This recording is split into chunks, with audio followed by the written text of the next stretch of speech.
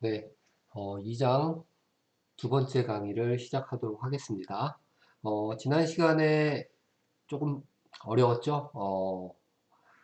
혼성 오비탈이라는 개념을 얘기를 했고요. 혼성 오비탈의 개념을 이야기하기 시작한 이유는 실질적으로 탄소, 화합물들이 탄소를 중심으로 어떻게 결합을 만들어가는지를 이론적인 설명을 하기 위한 그런 방식이라고 생각하시면 됩니다. 그래서 단일 결합은 sp, s와 p 오비탈의 3개 혼성이 일어나고요. 이중결합은 sp2, 2개의 혼성, 그리고 삼중결합은 sp, 하나의 혼성이 일어나게 됩니다. 오케이? 그렇게 생각하시면은 아주 심플하게 문제가 해결이 될 것 같고요. 그 다음에 루이스 구조식 그리는 거에 대해서 화학 구조를 어떻게 풀어낼 것인가, 그리고 꺾은 선으로 요약해서 설명할 것인가에 대해서 말씀을 드렸습니다. 어, 잘 이해가 안 되시는 부분이 있으면은 다시 한번 꼼꼼히 체크를 해 보시고요. 궁금한 것이 있으면은 꼭 질문해 주시고 문제를 해결하는 방법으로 수업을 진행해 주셨으면 좋겠어요. 오늘은 두 번째 2장의 유기화합물의 분류입니다. 유기화합물이 어떻게 분류가 되는지, 그리고 이 나머지 부분들에 대해서 강의를 진행하겠습니다. 유기화합물이 분류되는 방식은 여기 첫 번째로 이제 구조에 의한 분류를 하게 됩니다. 포화, 불포화 화합물. 포화는 앞에서도 말씀드렸지만 단일 구조로 더 이상 구조 형성이 일어나지 못하는 경우를 포화라고 얘기하고요. 이중결합 또는 삼중결합으로 다른 결합에 참여할 수 있는 결합이 있을 때를 불포화 화합물이라고 얘기합니다. 그래서 지방도 보면은 우리가 일반적으로 아는 중성지방 팻이라고 얘기하죠. 고형화된 지방들은 다 탄소를 단일결합으로 연결한 포화지방산입니다. 하지만 액체 상태로 되어 있는 식물성 지방이나 또는 피쉬오일, 물고기 기름 같은 액체 상태의 기름들은 오일이라고 얘기하죠. 이중이나 삼중결합, 대부분이 이중결합이죠. 불포화 화합물이라고 얘기합니다. 그리고 지방족과 이제 방향족 화합물로 나누게 되고요. 방향족은 앞에서 이제 벤젠 고리를 얘기를 했었는데요. 이 벤젠 고리를 포함하고 있는 화합물들을 이제 방향족이라고 얘기를 하고요. 그냥 이런 단일 결합, 이중 결합으로 구성된 아이들을 지방족이라고 얘기합니다. 그리고 비고리형과 고리형, 사슬형이라고도 얘기하는데요. 그냥 쭉 일자로 구성되어 있는 형태 또는 고리를 만드는 형태, 환형이라고도 얘기하죠. 이건 모양, 구조에 따라서 분류한 형태이고요.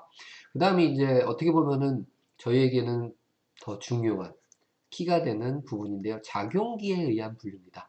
작용기란 특정한 기능을 갖는 화학 구조식을 얘기를 하고요. 그 작용기가 붙어 있는 형태로 분류를 하게 됩니다. 탄화수소 작용기라고 표현했는데 탄화수소 작용기는 이제 알칸, 알카인, 알렌 뭐 이런 식으로 해서 탄화수소의 모양에 따라서 작용기 구성을 나누게 되고요. 또는 이제 탄소 헤테로 원자 결합작용기라고 되어 있는데 탄소에 어떠한 작용기가 붙어 있는지에 따라서 뭐 할로젠 또는 알코올, 페놀, 에서, 아민, 사이올, 황화물 뭐 어떠한 작용기가 붙느냐에 따라서 탄소 헤테로 이제 작용기로 나눠서 설명을 하게 됩니다. 이 부분은 뒤에 이제 작용기를 보시면은 더 이해가 잘 되실 거라고 생각이 되고요. 그 다음이 이제 카복실 포함 작용기라고 표현하는데요. 이 카보닐 포함 작용기, 알데하이드, 케톤, 카복실산 및 유도체 해서 유도체에는 에스터, 아마이드, 산염화물, 산무수물, 나이트릴 결국에는 특정 구조의 화합물을 얘기할 거예요. 그렇다면은 여러분들은 결국 이 특정 구조의 화합물을 어떻게 하셔야 된다? 네, 복잡해지긴 하지만 암기해야 되는 그런 상태라고 말씀을 드릴 수 있을 것 같습니다. 예. 그래서 계속해서 이러한 얘기들을 이제 진행을 하게 될 거고요. 여러분들이 기억해 주시면 좋겠습니다. 오케이. 유기화합물의 분류입니다. 구조에 의한 분류, 앞에 구조에 의한 분류를 좀 더 자세하게 설명한 건데요. 포화와 불포화, 뭐 단일 결합인 경우 또는 2중, 3중의 불포화인 경우, 그리고 탄화수소의 분류예요. 이제 탄화수소라는 거는 탄소와 수소를 포함한 구조체를 얘기할 겁니다. 포화는 사장에서 배울 이제 알칸이라고 기억하시면 될 것 같고요. 단일 화합물. 불포화는 알켄, 알카인. 그리고 알렌이라는 얘기가 나오는데요. 알칸은 이중결합, 알카인은 삼중결합. 그쵸? 그리고 알렌은 벤젠고리를 포함하고 있는 구조체들을 얘기를 하게 될 겁니다. 그렇게 복잡한 얘기는 아니죠. 여러분들이 쉽게 이해할 수 있는 것. 단일 결합을 갖고 있는 아이는 알칸, 이중결합은 알켄, 삼중결합은 알카인.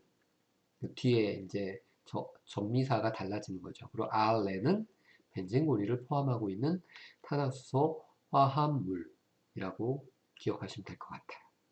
오케이? 지방족과 방향족 화합물이에요.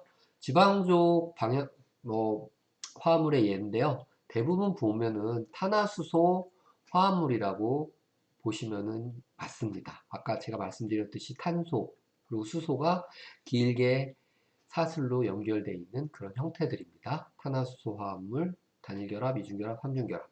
그리고 알코올이라고 표현했죠. 이 OH가 작용기로 들어가 있는 화합물들은 알코올 성향을 갖게 되고요.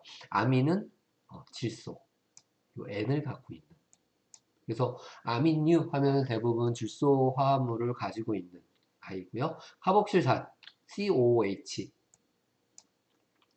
뭐 예측하기 쉽죠. 여하튼 이런 탄소와 수소 또는 질소의 작용기가 붙어 있는 것을 지방족이라고 얘기하고요. 방향족은 아까 말씀드린 기본적인 벤젠고리를 가지고 있는 화합물을 뭐라고 한다? 방향족 화합물이라고 구성을 하게 됩니다. 그리고 비고리하고 고리형, 비고리형이죠. 그리고 여기는 고리, 벤젠을 갖고 있는. 그리고 헤테로고리는 서로 다른 형태의 고리인데 이렇게 어떠한 화합물에 의해서 고리가 형성되는 경우를 얘기를 합니다. 저희가 알고 있는 대표적인 당인 리보 핵산을 구성하는 올리고당 같은 경우도 산소를 매개로 해서 오탄당을 구성을 하게 됩니다. 그쵸? 고리를 만들죠. 그런 형태를 이제 헤테로 고리 화합물이라고 얘기를 하죠. 여기서 봤듯이 탄소-탄소 결합이 고리를 이루지 않고 사슬형으로 되어 있는 형태를 사슬형이라고 얘기를 하고요. 이 탄소-탄소 결합이 고리를 이루는 화합물을 고리 중 탄소 원자를 갖고 있으면은 사슬형의 고리형이라 해서 고리형 화합물이라고 얘기하고요. 근데 이 탄소 대신에 질소나 산소 또는 황을 포함하는 고리 화합물을 헤테로 고리 화합물이라고 얘기합니다. 헤테로. 이 헤테로라는 건 이형이라고 얘기하는데요. 하나의 형태,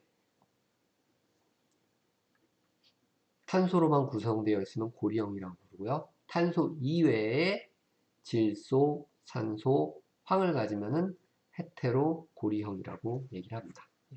그렇게 아주 특별한 그런 형태는 아니고요. 그림에서 보듯이 질소, 산소, 황을 갖고 있으면 헤테로 고리라고 얘기를 하게 됩니다. 오케이, 그러면 이제 마지막으로 작용기에 의한 분류입니다. 결국에 이제 작용기가 어떠한 작용기를 가지고 있느냐에 따라서 분류를 하게 된 건데요. 특정한 물리적 또는 화학적 성질과 반응성을 나타내는 원자 단위라고 얘기합니다. 그러니까 원자 단위라는 거는 원자의 복합체죠. 뭐 아까 OH가 알코올 성질을 나타내는 듯이 산소와 수소로 구성되어 있는 특정한 원자 복합체를 작용기라고 합니다. 작용기는 특정한 물리적 화학적 성질을 가지고 있어요. 그래서 항상 하나의 원소처럼 표현을 해주게 됩니다. 그리고 그 작용기가 어떠한 기능을 하는지 어떻게 생겼는지는 외우는 수밖에 없죠.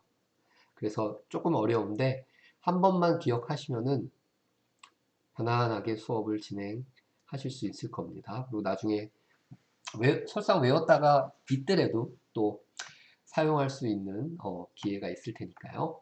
하나하나 살펴보죠. 첫 번째 이제 탄화수소 작용기입니다. 탄화수소 작용기.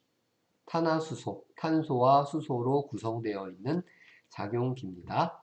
앞에 이제 단일결합 이외에 알켄, 알카인, 이중결합, 삼중결합을 보여주는데요. 요 이중결합 작용기를 알켄, 삼중결합 형태를 알카인이라고 부르고요. 얘는 탄화수소 작용기예요. 탄화수소, 단순한. 그리고 알렌은 아까 말씀드린 뭐예요 이게?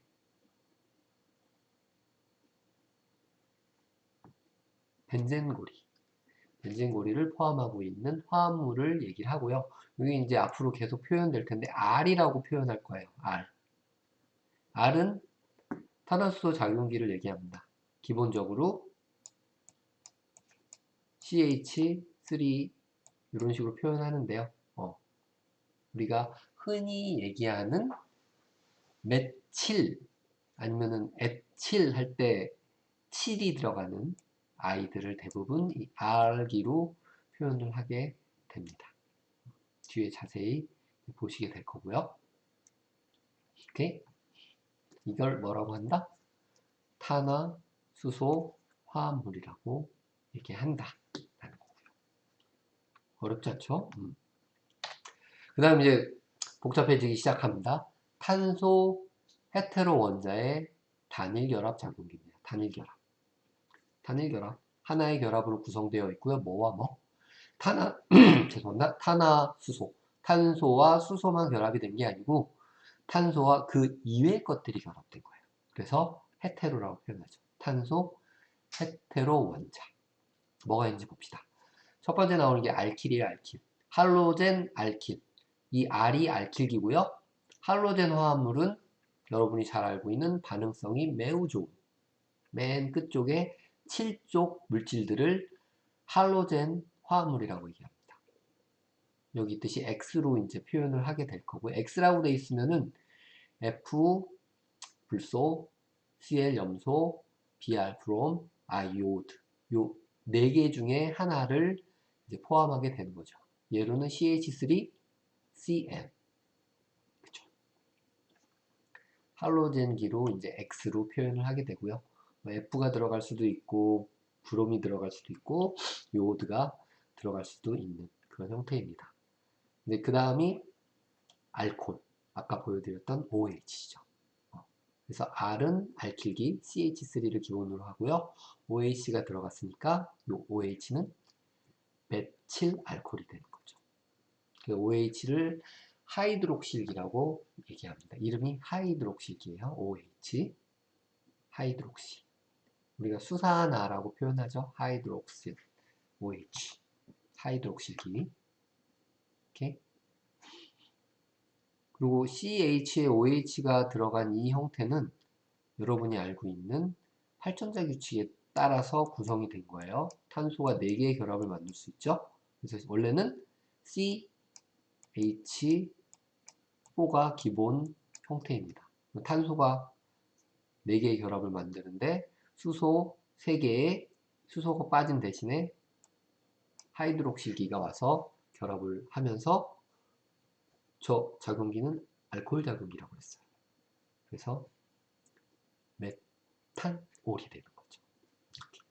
알코올기 OH. 다음에 이제 있어라고 표현하는데요. O가 들어갑니다. 산소가 들어가면은 있어라고 하고 여기 알킬 사이에 O가 들어가서 만들어진 형태들을 얘기합니다. 오케이? 그래서 OR이라고도 표현하고요. CH3, OCH3. 그렇죠? 이게 알콕식이라고도 얘기를 합니다. 그래서 일반적으로 이 산소가 들어가면서 고리를 만들거나 이랬을 때 또는 결합을 만들 때 그래 에스터 본드라고 얘기해요. 에스터. 이렇게 산소가 매개된 헤테로 원자입니다. 있어. 에터라고 얘기하고요. 다음 아까 나왔던 거랑 비슷하죠. NH2, NH 또는 N. 결론적으로 질소가 포함되어 있는 형태를 아민기라고 얘기합니다. 아민. CH3, NH2. 아민 또는 아민기라고 얘기하고요. 또 아미노기라고 있습니다. 이렇게 NH2. 어렵지 않죠? X 할로젠기, OH 하이드록스, OR 산소가 들어간 거 에터, 알콕시, 그리고 아민 N 아미노기. 아예 여기서 그냥 대략 암기를 하시는 게 더 좋을 수도 있으세요. CL, F, BRI, X 할로젠기, OH 알콜, 하이드록실, O 이 에터, 알콕시, 그리고 N 아민, 아미노기. 그 다음이 S 황이죠, 황. S가 한쪽에만 들어가면은 반대쪽에는 부족한 결합을 H, 수소로 만들어주죠. 그래서 SH가 들어가면 사이올이라는 형태가 됩니다. 사이올. 사이올기예요. RCH, CH3SH가 되죠. 그리고 황을 양쪽에 알킬기가 감싸고 있으면 CH3S, CH3. 이런 상태 황화물이라고 합니다. 설파이드, 황화물. 이렇게 이게 헤테로 원자, 탄소, 수소 이외의 원자를 갖게 되는데 들어올 수 있는 원자는 할로젠 화합물하고 OH, 산소, NH2, NH, N, 질소, SHS, 사이올이나 황화물. 앞에서 말씀드린 산소, 질소, 황의 헤테로 원자들이 들어가 있는 작용기죠. 그래서 탄소 헤테로 작용기라고 얘기를 하고요. 다시 한번 반복. 할로젠, 알킬, 그 다음에 알코올, 있어, 아민, 사이올, 황화물. 이렇게 이렇게 이름을 붙이시고 생긴 거는 X, OH, OR, NH2, SH, SR. 화학 구조와 입체 구조. 다 설명을 해서 집어넣습니다. 총 하나, 둘, 셋, 넷, 다섯, 여섯 개. 오케이. 앞에서 나왔던 알킬, 알카인, 알렌 같은 탄화수소 작용기, 탄소 헤테로 작용기. 그 다음이 마지막으로 카복실 작용입니다. 카보닐기라고도 하는데 이 카보닐기는 CO를 의미해요. CO. 탄소와 산소가 이중결합으로 연결되어 있는 이런 형태들을 얘기를 하고요. 이 CO를 포함한 여러 형태의 작용기들을 얘기를 하게 됩니다. 한 번씩은 들어보신 것도 있을 거예요. 처음에 나오는 게 알데하이드. 알데하이드는 CHO라고 생각하시면 돼요. CHO. CO에 H가 붙은 거죠. 알데하이드. 그래서 포밀기라고 표현도 하는데요. 알데하이드 CHO.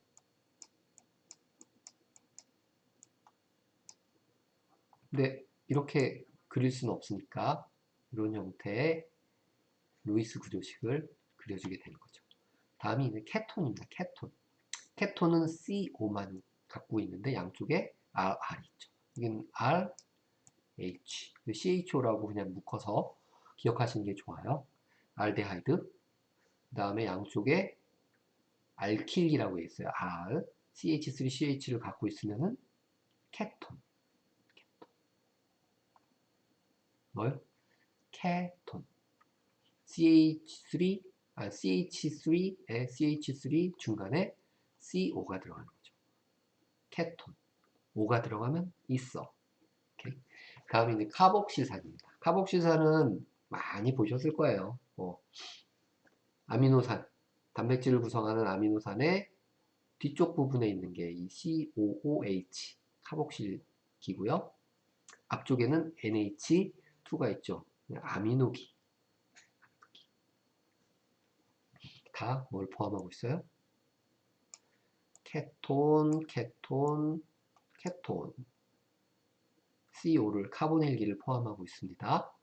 카보닐기를 포함해서 알데히드, RCO 케톤, RCOOH 카복실산, 그리고 마지막에 에스터예요.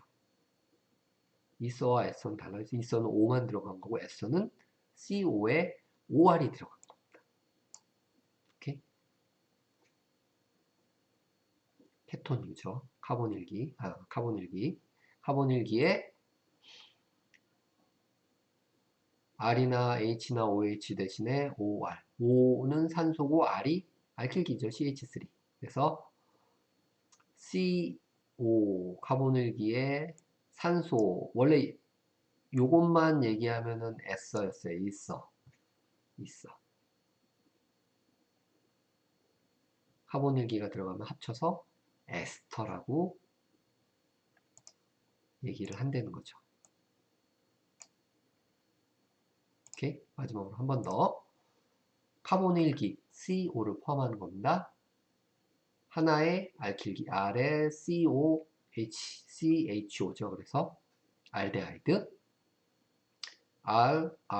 CH3CH3 중간에 카본일기를 갖고 있으면 케톤. 한쪽에 알코올기 OH를 갖게 되면은 카복실산 COOH 우리가 흔히 얘기하는 카복실산. 그리고 ROR 이서의 중간에 에스터 카본일기를 갖게 되면은 RCOOCH죠. 에스터. 오케이? 카본일기를 포함하는 작용기. 그리고 똑같아요. 헤테로 원자죠. NH2에 카본일기가 있으면은 약간 아민이었어요. 아민. 지금은 아마이드. 하나 더 추가된 거라고 생각하시면 맞을 거예요. 탄소 헤테로 원자 작용기에 CO 카본일기가 포함된 거죠. 다음은 산 염화물이라고 되어 있죠. 염화물 헤테로 원자로 염화물이 들어간 거예요. 할로겐 원자 X. 근데 염소가 들어간 거죠. 그리고 카본일기가 있습니다.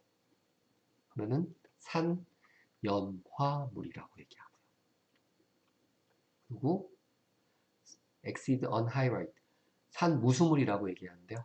알킬기 중간에 두 개의 카본일기가 산소로 연결된 경우. 이거는 특이하기 때문에 금방 눈에 띄실 거예요.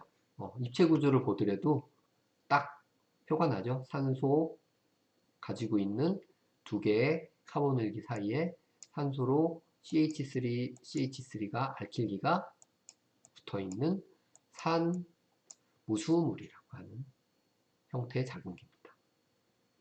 그리고 마지막으로 나이트릴. 뭐가? R에 CN이에요. CN. 사이아노기라고도 얘기하는데 시아노기라고도 얘기해요. CN. CH3, CN으로 바로 얘기를 합니다. 탄소와 질소가 결합된 CN. 무슨 기? 나이트릴기. 나이트릴. 다시 한번 NH2가 붙어 있어요. 아미노기인데 카본일기하고 같이 있으면 아마이드. 그 다음에 염소와 같이 결합이 돼 있으면 산염화물. O, CO2죠. 이산화탄소. CO2가 알킬기 사이에 연결돼 있으면 산무수물. 그 다음에 CN이 들어가 있으면 나이트린. 요거는 별로 딱 특정되어진 게 없기 때문에 산무수물, 나이트릴, 산염화물은 쉽게 기억하실 수 있을 거예요. 오케이? 그래서 카본일기가 포함되어 있는 것들은 좀 더 많았었죠. 총 8개가 존재합니다. 알데하이드, 케톤, 카복실, 에스터, 아마이드, 산염화물, 산무수물, 나이트릴. 그래서 총 작용기는 앞에 있는 뭐 일반적인 알켄이나 알카인, 알렌 같은 경우는 그렇게 어렵지 않으실 거예요. 나머지 부분들, 헤테로 작용기, 그리고 이 뒤에 있는 카보닐 포함하는 작용기들을 기억을 해 주시면 좋겠습니다. 그래서 제가 아마 리포트를 낼 거예요. 요거를 이쁘게 정리해서 사진을 찍어서 올려달라고 한번 리포트를 내드릴 겁니다. 왜? 한번 쓰면은 그래도 암만 해도 기억하기에는 더 용이할 거라고 생각이 들고요. 이 작용기는 뭐 여러 군데 이미 포함이 되어 있습니다. 그래서 예로 이제 천연물에 있는 작용기 예인데요. 여기 이제 포함되어 있는 링들이 있죠. 대부분 향을 나타내는 그런 작용기들이고요. 오렌지향 성분, 뭐 장미기름, 계피향, 박하향, 말리객실의 사과의 신맛 성분, 뭐 이런 것들, 이건 지방족이라고 표현하는 아이들이고요. 이런 애들은 방향족이라고 얘기할 수 있죠. 이것도 지방족이고요. 천연물의 다양한 작용기. 여기는 알코올, 이거는 CHO, 아까 알데하이드, 그리고 뭐예요? OH, 카본일기 포함하고 있죠? 여기도 카본일기 포함하고 있고요. 카본일기. 굉장히 많은 작용기들이 존재를 합니다. 그리고 여기 일자로 표현되는 부분에는 원래 알킬기가 있다고 기억하시라고 했었죠. 축약 구조, 꺾은 선 구조 이런 형태로 표현이 되면 루이스 구조를 이해하기가 당장은 조금 혼돈이 있으실 거예요. 그리고 자꾸 보시면은 익숙해질 거라고 생각이 되고요. 그리고 벤젠골은 이제 알리라고 얘기한다고 했고요. 그러면 문제가 이런 식으로 나올 수 있습니다. 다음에 해당하는 분자의 구조를 루이스 구조식, 축소 구조식, 선 구조식으로 나타내시오 라고 문제를 낼 수 있는 거죠. 오케이? C5H8O의 분자식을 가진 알코올.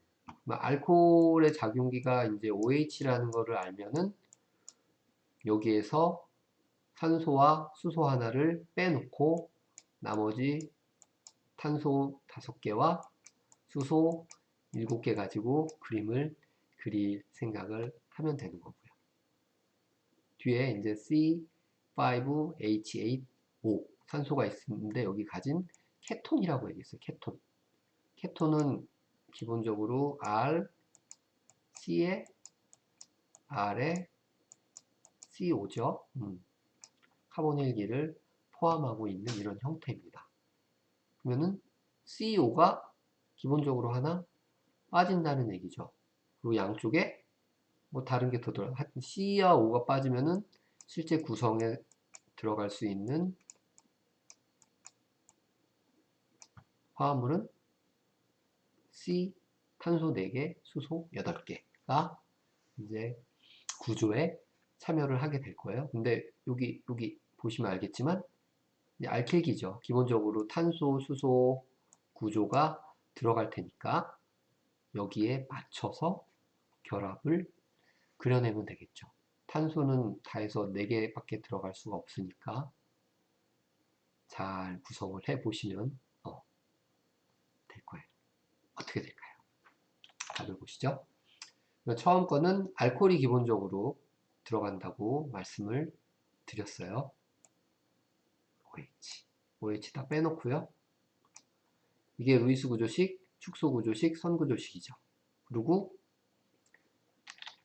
탄소 5개, 수소 7개입니다. 그럼 탄소 5개, 하나, 둘, 셋, 넷, 5개. 그리고 수소 7개예요. 그러면은 수소가 원래 탄소가 5개면은 끝에 3개, 중간에 2개, 2개 하면 벌써 7개죠. 그리고 9개, 11개가 들어가야 돼요. 근데 뭐예요? 7개밖에 없어요. 7개 뿐이라는 거는 4개가 빠진다는 얘기죠. 4개가 빠진다는 의미는 어디선가 수소가 결합에 참여함으로써 빠져나갔다는 얘기예요.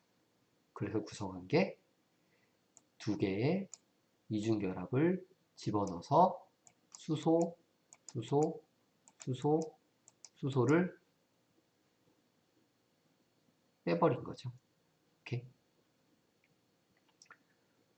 루이스 구조식은 이렇게 그려지고요. 축소 구조식은 C, H2인데 끝에 쪽으로 수소를 이제 표현하니까 H2의 C의 이중결합에 CH, 그리고 이중결합 CH, CH2, OH 표현하고요. 선 구조는 끝에 쪽에 탄소가 있는 걸로 기억을 하시라고 했습니다. 그러니까 C, 탄소에 탄소, 여기에는 2개가 결합에 참여했으니까 나머지 2개가 수소에 결합을 하겠죠. 근데 선구조에서는 생략을 한다고 그랬으니까 탄소 이중 결합이 일어나고요. 이중 탄소 단결합 CH 그리고 CH 이중 결합에 CH에 C에 하나하나니까 나머지 하나하나 H2OH가 들어간 거죠. 유추하시기 어려우면은 요 예로 외워버리세요. 오케이? 다음 게 이제 케톤 CO가 기본적으로 그리고 양쪽에 알킬기가 들어갑니다. 탄소 4개, 수소 8개가 포함될 수 있다고 그랬어요. 그러면은 그려보시죠. 뭐. 중간에 케톤기가 작용기로 들어가려고 하면 요 카보닐기가 있죠. 그리고 양쪽으로 CH3가 자리를 잡을 거예요. 근데 탄소와 다해서 4개가 포함이 돼야 되니까 요 카보닐기 빼고 끝에 쪽에 CH3 하나 집어넣어 주고요. 그러면은 나머지 사용할 수 있는 수소는 8개니까 3개 뺐으니까 5개죠. 그러면은 탄소 3개가 있으면은 일반적으로 단순하게 생각해서 참여할 수 있는, 결합할 수 있는 수소의 숫자는 하나, 둘, 셋, 넷, 다섯, 여섯, 일곱. 그리고 여기에는 뭐 또 탄소가 있을 거니까 CO 로. 정상적으로는 7개가 필요해요. 근데 8개 중에 3개가 사용됐고, 그러면 5개만 더 쓸 수 있는 거죠. 근데 케톤이라고 그랬으니까 끝에 쪽에 알킬기 CH3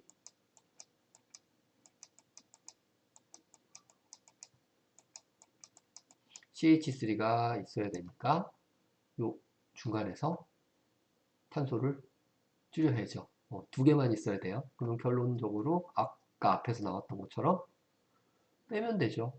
빼고 빼고 해서 이 결합이 끊어지면서 이중결합을 만들게 되죠. 오케이? 뭐 책에 있는 거하고 반대로 그렸지만 위로 가나 밑으로 가나 어차피 똑같은 개념이니까요. 근데 왜 밑으로 가느냐? 산소가 있죠, 산소. 둘이 반발력이 생기니까 옆에다 안 그려주고 밑에다 그려주고 반대쪽에 수소수소끼리도 반발력이 있으니까 위로 올라가고 그런 식으로 표현하게 됩니다.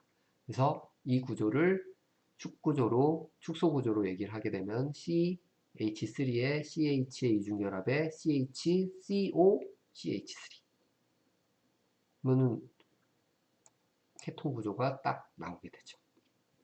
선 구조가 어렵습니다. 선 탄소 우선 하나, 둘, 셋, 넷, 5개의 탄소, 마지막 탄소, 두 번째 탄소에 O와 산소가 붙어 있죠. 이중결합, 카본 일기, 그리고 이중결합 탄소, 마지막 탄소, 선구조식으로 그려줄 수가 있습니다. 꼭 다시 한번 예제 문제 꼭 살펴보시고요. 다른 예제 문제도 한번 풀어보시면 좋을 것 같습니다. 오케이. 다음은 이제 유기분자 간에 작용하는 힘인데요. 이게 이제 2장의 마지막 파트입니다. 2장에서 얘기했던 부분 중에 이제 최종적으로 분자 간에 어떻게 또 힘이 작용하고 그 힘에 따라서 분자가 더 안정화되고 분해하는데 힘이 더 많이 필요하고 뭐 이런 얘기들을 하게 될 겁니다. 다음 시간에 이어서 강의 드리도록 하겠습니다. 네, 오늘은 여기까지 진행하겠습니다. 수고하셨습니다.